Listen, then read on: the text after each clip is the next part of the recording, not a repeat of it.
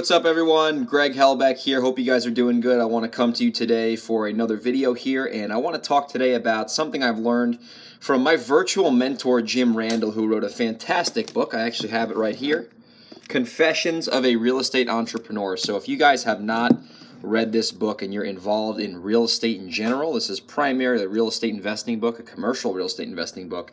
Check it out. It is chocked with knowledge and wisdom. I have learned a ton from it, and I can say it's changed my life. Today I want to talk about the concept of singles, doubles, triples, home runs, and one of the best lessons I pulled out of this book and how this can apply to you immediately in the real estate world. So I want to start with obviously singles. So what is a single? A single, and obviously right here I'm using a baseball analogy. This is, if you're in America, this is, a baseball analogy. If you're out of America, this is a term we use in baseball. You can hit a single, you can hit a double, you can hit a triple, or you can hit a home run. So a single is a deal that is a solid deal, right? Maybe you're in the wholesale business and you get a property under contract for $100,000, and you find an end buyer for $110,000, and you make a $10,000 profit, for flipping the paperwork. That's a single, in my opinion. A single is, the baseline that you need to have a successful transaction.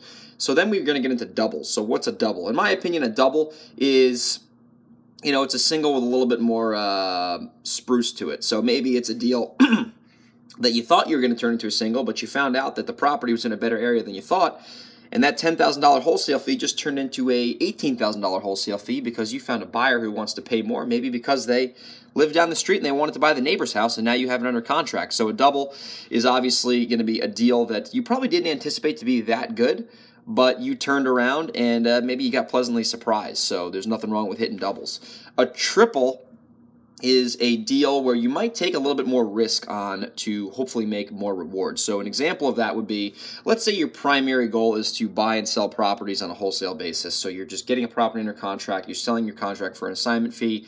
Average fee could be $10,000 to $15,000, let's say, maybe $20,000. Let's say you want to turn your single or potential double into a triple. So what you might do in that situation is you might turn around and say, you know what?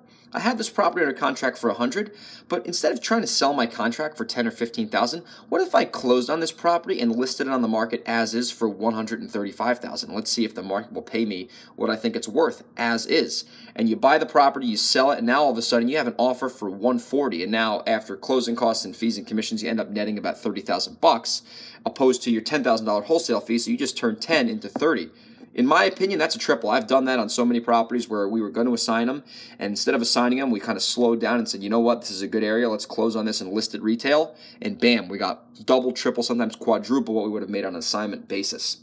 And then obviously a home run is pretty self-explanatory. It's a life-changing deal. It's a deal where you're going to make probably more profit than you've ever seen before. An example of a home run in the residential real estate business would be, making a six-figure wholesale deal, buying a property and then selling the contract for $100,000, margin, or maybe rehabbing a property for $150,000. It's those deals that you get maybe once or twice a year if you do enough marketing and generate enough leads that are just exponentially better than the other ones, right? They're probably 5% of your overall deal portfolio, but that 5% probably results in 90% of your profit margin. So that's a home run. So I want to talk about today, singles, doubles, triples, home runs. And here's a lesson that I learned from Jim Randall. I promise I won't leave it out.